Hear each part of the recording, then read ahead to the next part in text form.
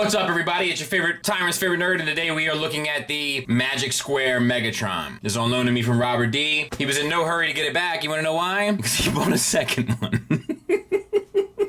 That dude is wild. But shout out to him for letting me take a look at it. We're definitely going to be doing a versus with this guy in the new age. I told you there's a lot of versus stuff coming soon. What do you want me to say? That being said, let's go ahead and get started. But in order to start, we're going to start with accessories. He comes with 3 alternate faces.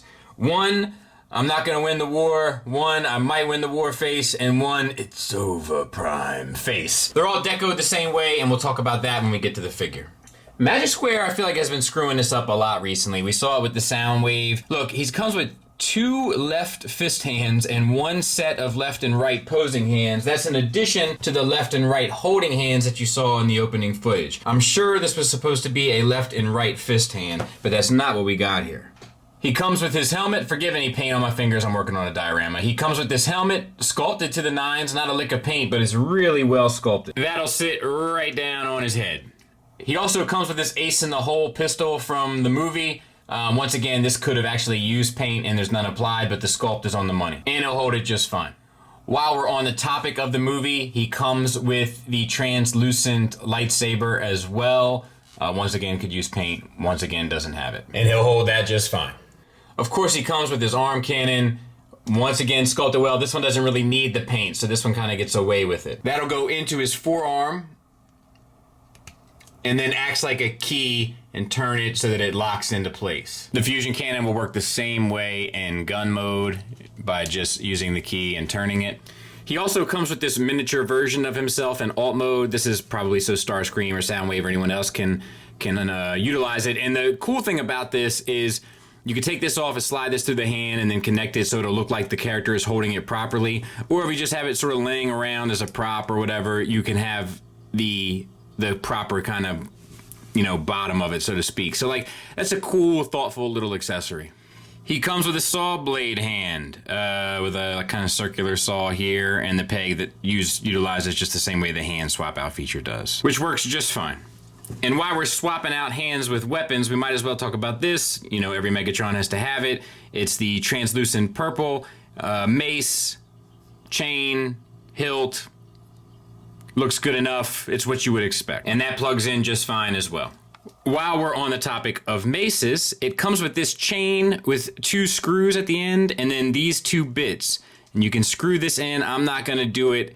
It doesn't belong to me, and I have a history of breaking Robert's figures. But you can do it to both. Then you can take this piece, take your mace, pull that out, and insert it there, and now you have a mace with a chain, which is very thoughtful and appreciated. You also get the key to Vector Sigma, which is painted gold and sculpted nicely. So win-win here. He can hold that in the holding hand, but it's a bit of a tight fit. I'm not sure I would do it if you really, really, really, really needed to have it. I would probably try to find some way in the posing hand to kind of balance it in there. And I think that you might preserve the paint and sculpt, to be fair, of your key. He comes with a Kremzik, purple translucent, and it's pretty awesome. And thoughtful and unexpected. It's purple. That's probably because of all the translucent bits they did, and they had leftover room on the purple sprue. Most people would like yellow, but that's not quite how that works. It was either going to be this or nothing, I would imagine, and I'll take it. He comes with 2 magnets. Some of the other ones recently, the Soundwave or whatever, came with magnets also. Somebody told me what it's for. I think it goes in the bottom of the feet. Or feet. And that's what it's for, and I guess you could put it on a metal surface and it'll stick. That's what it's for. I knew somebody told me. I think that's right. They left it in the comments. If you'd like to go through the comments, the answer is in there, but I think that's what it's for. I think that's why these circles are in the bottom of the toes. So his came with 4 chest pieces. 2 that are identical. Now you would think that these would be to clean up the gun, and I think that 1 is. However, there's not a space on the other side of the gun for the other. So I'm guessing that's just another accessory mistake. I'm not sure. Plus the battle damage version, plus the kind of cartoon robot version. So, these 3 are kind of useful and beneficial. This one is only useful and beneficial if this one breaks. And there it is with the kind of smooth finish on the side of the gun, to look a little bit less, detailed.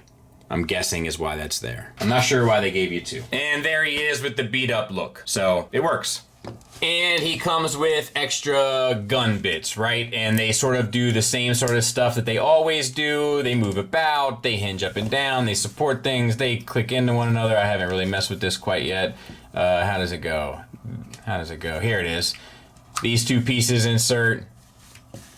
So, yeah, standard kind of status quo stuff for Megatron, right? All sculpt, no paint, which is fine under these circumstances with these particular pieces. And while that might be the most kind of noteworthy and classic thing that you can do with it, the other thing that you can do is split the stand, have it like this, flip this little peg down, and tab it into his backside here. And I gotta tell you, it's not the greatest. I've had a hard time getting it to fit, and I am not going to push it much further than that, and I'm not going to use it anymore because it just feels like it's not a great fit and it's putting a little bit of stress on the plastic. So I'm not going to use it anymore, but it does work. Let's see if I can get it off, so to speak. And no stress on it, no stress marks. It just doesn't have a good feel. And then the last thing that you can do is, you know, insert these 2 pieces together, sit your cannon down in there, has a little slot for it, and then use this grooved section here and slide it on, and then it can be the you know, the stand that he uses. I'm trying to get this in there. I know it goes in there. I can see that it goes in there. Ugh, not a great fit either, but it does work. You can have him looking through it, and you can have him using the big gun if you'd like. But always one of those things that's like one of those things. I mean, it's a nice little kind of afterthought, but not my cup of tea. But it's nice that it does it. You can obviously take your additional gun pieces, and it has the same key system here. And you want to make sure that this is lined up properly. And then you can take this. You got to take off the tip of your gun, so to speak, and then insert that, and now you're kind of golden, pony boy. And it also comes with this kitchen sink. You can wash things in it. You can use your garbage disposal. You can then dry them on this side, and if you have kids, you can have them do that for you. Sheesh. And now we can talk about the figure. So let's start with the head. And sculpted nicely, painted nicely. We had the black, red, and gray painted on. Not the kind of this part of the helmet, but the face is all done up and looks good. Has like a red, it looks like gloss, could be metallic, I'm not exactly sure. Either way, looks good. It's on a ball peg. The ball peg hinges at the base of the neck, so you get up, you get down, you get the swivel, you get no real attitude, which is kind of fine. I don't need him to be a confused dog. He's Megatron. He's pretty confident in the decisions he makes, right or wrong. All right, so we have a ball peg shoulder. That gets you out to a little shy of 90 degrees. Not the worst thing in the world, but not the best either. Plus you get the 360 around. There might be a little give there on the ball peg, but I don't think he can get credit for any sort of butterfly, to be honest. All right, we have a waist swivel. We have blue, red, and orange paint on the abdomen, and looks good. We have an ab crunch to get you 90 degrees over. We have a bicep swivel. I jumped around there a bit. Forgive me, I will get back to it. We have a double hinged elbow that gets you the full run. We have a wrist swivel, and we have red paint on the mid arm. Fantastic. No issues whatsoever. Same for the other side. We have universal. Oh no, it's ball joints for hips. We got to get all of these plates out of the way. That's the one kind of ugliness about it. But you do have T-jointed ball joints. They will get you out for the full Van Damme. They will get you forward and back for the full Monty. And there is a thigh swivel built around the base of the ball peg socket. So nothing really more to ask for. Lots of sculpted detail here in the torso, which does help. It does help. It just breaks it up enough and makes it look just interesting enough to kind of, I don't know, get it by. It works. I dig it. We have a knee. Single hinge? Yep. Still almost gets you the full run. So pretty good articulation. Ankle tilt down. Slight ankle tilt up. You lose it because of the calf here or shin. You have a toe tilt up. You have an ankle rocker that's a little limited. Nice metallic silver on the foot. Nice sculpted detail inside the leg. We have some nice metallic silver on the outside of the leg. And this gray is painted on as well, this darker gray, which looks good, by the way. And there he is from the back.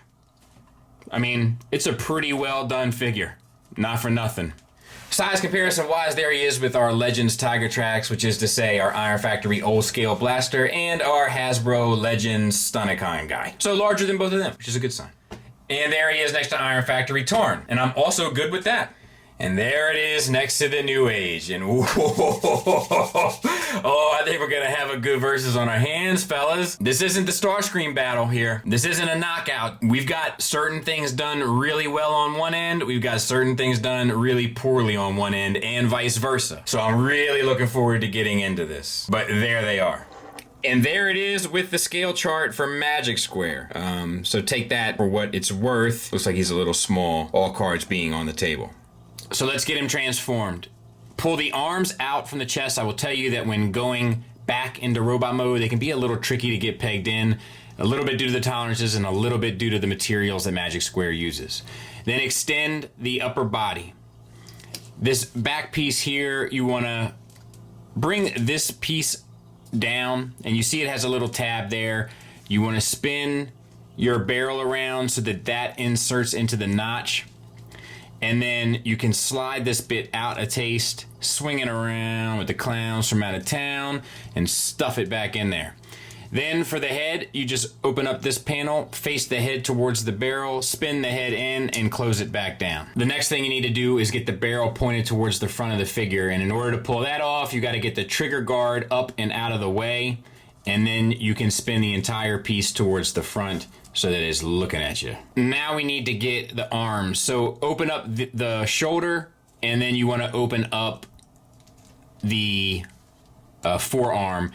And there's just a number of flaps here that have to kind of open up. And another thing is you're supposed to have this fist hand, but because he comes with two of the same fist, I'm not exactly sure how that affects everything. So then what you want to do is get it so that the fist is facing 90 degrees perpendicular to the arm. Can you see that? And then maneuver this piece around so that, and then you want to come up and over so that these pieces all meet and line up, you know, and start to form the shape of the gun. So we'll do the same on this side. We're going to open up the shoulder. We're going to open up the forearm. And it's just a matter of finding out where all the little flips and flaps are. We're going to spin the hand down, and we got to get this out from underneath.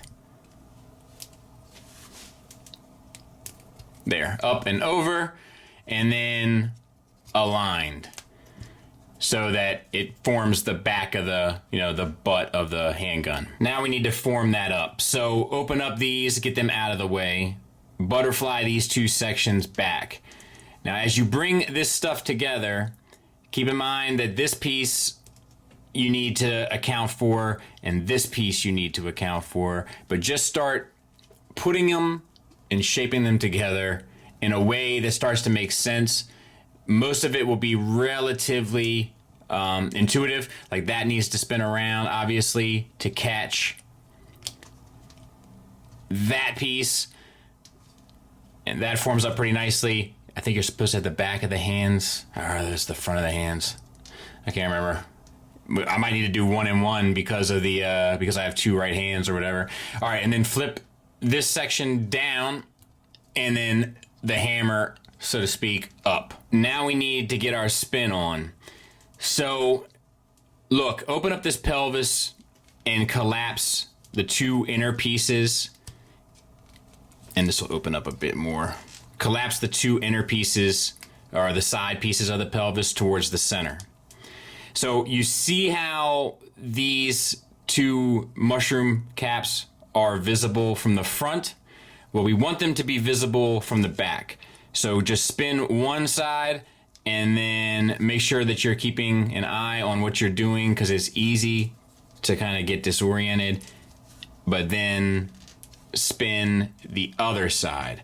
And now from the back you have the two mushroom caps visible, and from the front you have the barrel and the feet. But we're not out of the woods yet. So now, keeping an eye on the things that we're supposed to be looking at, we need to see the ball peg.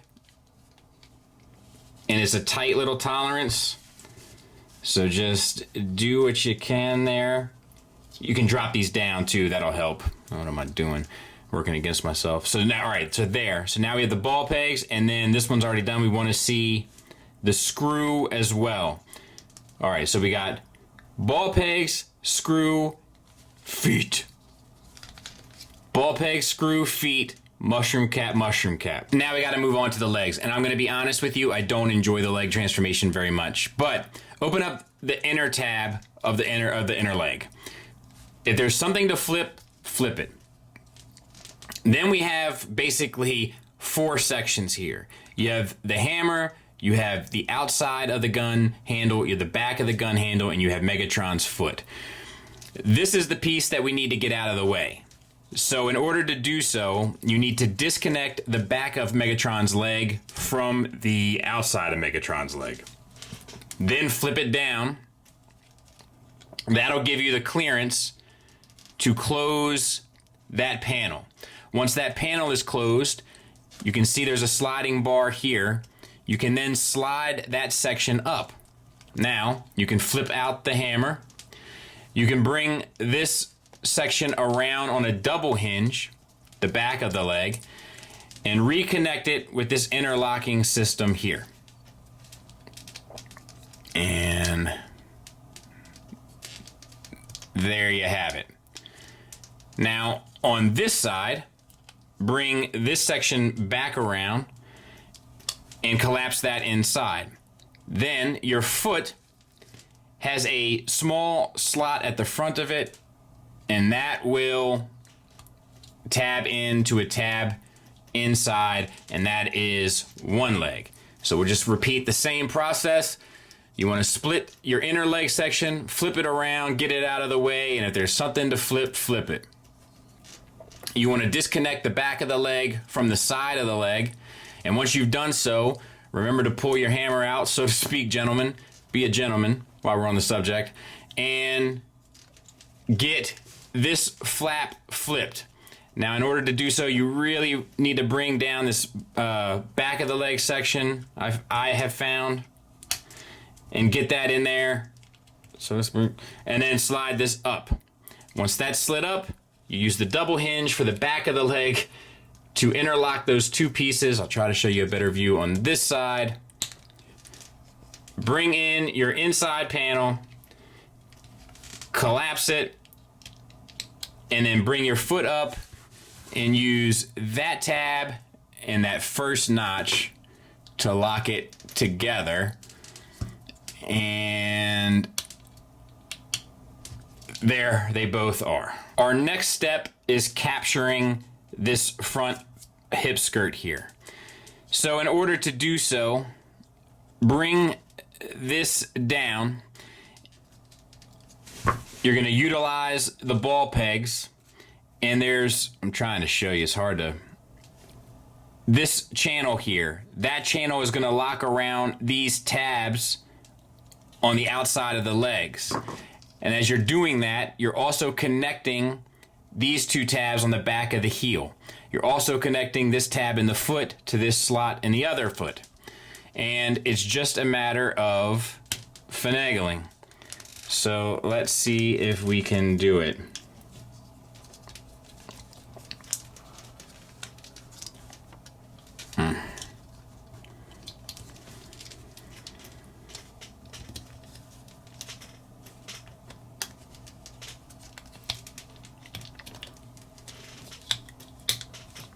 And because it's like a little like flimsier plastic, like the structural integrity of it just doesn't really lend itself to sticking together while you're trying to do all of this.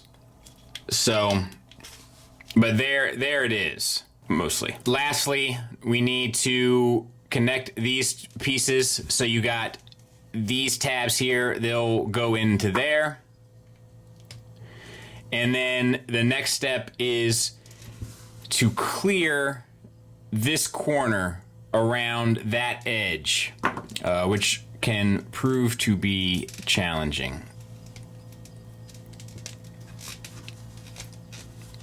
And like everything is falling apart on it, you know what I mean?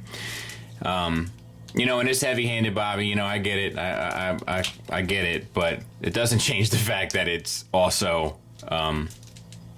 you know, doesn't have the most structural integrity that I've ever seen. And that piece just fell off. Yeah, so there we go.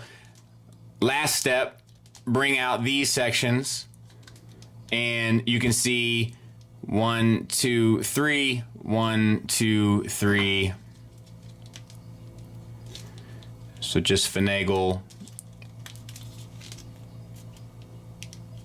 those in there. I'll tell you what, I'm not going to spend a whole bunch of time on this if it doesn't go straight away. And then the same on this side. And then this is all come undone. You just close up the back of that. And I kept calling that the hammer. That's just the guard there. Let's see. Okay, and then bring this piece down and around, and that will peg into the pelvis piece. Pick up any pieces that may have fallen off along the way and put them back on, and that's pretty much it. Obviously it needs some serious cleaning up, but I'll work on that now and then we'll take a look at it. And there it is. And I think it does a decent job of doing what it's supposed to do. I'm not sure if this part isn't plugging in right because I don't have the right hands. You know, I got two left feet and 2 right hands, am I right? Look. But yeah, overall, I think it works nicely. I'm not sure if that can get a little tighter, a little gappage there. But, you know, like, not a big deal. Not a big deal. Looks pretty good to me. Sculpt comes through nicely. Accessories plug in nicely. Wish the transformation was a little bit more enjoyable in this section and kind of some of the final steps. I got a little excited there. But overall, not too shabby.